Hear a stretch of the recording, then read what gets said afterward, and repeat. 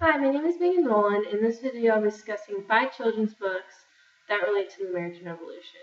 These books are geared for children between the ages of 7 and 11 and who are currently in 4th, 5th, or 6th grade. At this age, children can be applied to Jean Piaget's cognitive development theory of concrete operations. In this stage, children begin thinking logically about concrete events, but still have difficulty understanding abstract or hypothetical concepts. They ditch picture books and start reading longer books and also chapter books. This is due to the fact that they're able to retain information longer and able to remember what they read the day before. Also, kids at this age become less egocentric and enjoy reading books where they can read about children like themselves.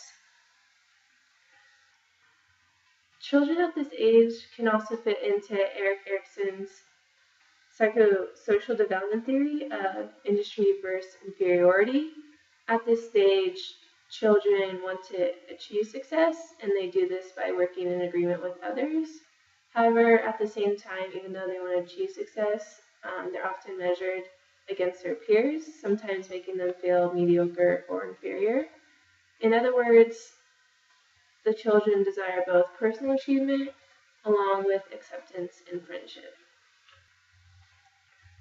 There are a great selection of books that are set during the Revolutionary War period and that are great for children who are in the concrete operations stage and are experiencing Erikson's industry versus inferiority stage.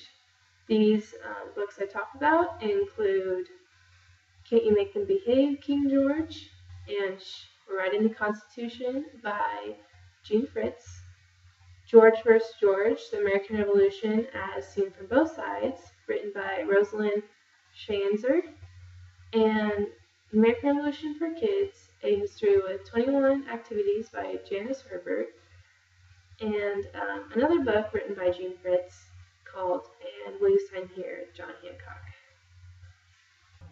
The first story I'm going to discuss is Can't You Make Them Behave, King George by Jean Fritz. This is a story that is humorous and historically correct interpretation of the beginning of the Revolutionary War, and instead of telling the story from the colonial men and women, Fritz decides to illustrate the beginning of the Revolutionary War through King George III's eyes, which is a side that many people haven't heard from, and instead of making King George a villain, which is what most people cast him as, Fritz chooses to display his good traits. In the story, King George starts off as a bashful boy, and then when he is older and becomes king, all he wants to do is follow the rules and make more money for his country. However, the pesky Americans get in the way of that and want to rebel against all his rules. And all King George wants to do is become accepted by his people and achieve success, which is just like the children in the industry versus inferiority stage who want to be accepted by their peers and not be inferior. The illustrations, which were drawn by Tomie de Paula in this book, are very charming and alternate between black and white and a palette of purple and gold, which are very commonly used to represent royalty. The next story that I'm going to be talking about is Writing the Constitution, which is also written by Jean Fritz and also illustrated by Tomie de Paula. It is a book that is easy to read, but it's also a historically accurate account of the Constitutional Convention of 1787. Fritz humorously chronicles the hot summer of 1787, in which 55 delegates from the 13 different states came together in secrecy in Philadelphia to write the Constitution of the United States. Fritz does a great job of depicting the drama that erupted over writing the Constitution to children, and even though many terms in the book are easy to understand for children between the ages of 7 and 11, some terms may need to be clarified, such as central government, delegates, legislators, and Continental Congress. But overall, Fritz does a great job trying to describe the complexities of the Constitutional Convention to young children. Another book that tells the American Revolution from the British point of view, like Can't You Make Them Behave, King George, is George vs. George, the American Revolution as Seen from Both Sides, written by Rosalind Sanser. This book shares both King George III's and George Washington's point of view, along with the many traits they both shared. We are led throughout their story and the story of their times, and see both sides of the arguments that divided the colonies from their kingdom. The majority of the book presents these two sides on pages that alternate between the man and the monarch, with comparisons of both the American and British governmental reforms, views on taxation, the Boston Tea Party, and the coverage of most of the major battles of the Revolutionary War. Rosalind's book is an accessible account of one of the most vital periods in American history. It is also a timeless lesson in seeing history from different point of views.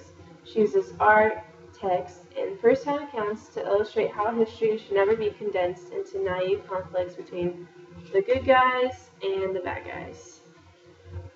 Through her use of her beautiful watercolor illustrations and her appealing quote bubbles that use exact words from the speakers, Rosalind is able to bring the Revolutionary War to life and allow the characters of the period to speak for themselves. The book uses very easy to understand terms and is very clear, allowing any child between the age of 7 to 11 to understand the concepts. It even allows them to choose which side they agree with, King George III's or George Washington's, which will most likely be who they can relate to the best. Another book is The American Revolution for Kids, A History with 21 Activities, written by Janice Herbert. And this is a great book that makes learning about the American Revolution fun for kids. The collection tells the story of the Revolution from the Hated Stamp Act and the Boston Tea Party to the British surrender at Yorktown and the creation of the United States. Since all American students are required to study the Revolution and the Constitution, the 21 activities make it fun and memorable for kids. These activities include making Liberty Tea Punch, brewing root beer, creating a powder horn, baking Boston brown bread, and making a tricorn hat.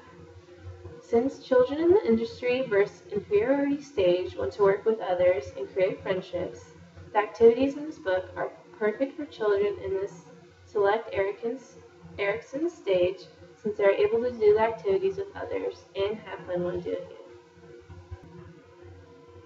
The last book I will be discussing is again written by Jean Fritz, and it's called Will You Sign Here, John Hancock. It tells the story of John Hancock, who was the first person to sign the Declaration of Independence. The book, written mainly for children ages 9 to 11, summarizes John Hancock's childhood, his accomplishments, and what he did for the new nation. The book also includes little-known facts about Hancock, such as the fact that he signed his name so large to show how mad he was about how the colonists had been treated, and that way King George wouldn't need his spectacles to read his name.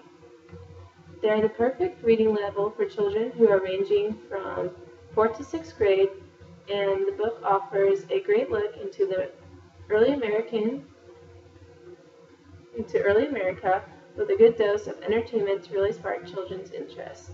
The text and accompanying illustrations are also intelligent, enjoyable, and memorable. Fritz also does a great job making conflicts during the American Revolution easy for children of a young age to understand and grasp. Unlike we're writing a constitution, Fritz made terms a lot easier for children to comprehend.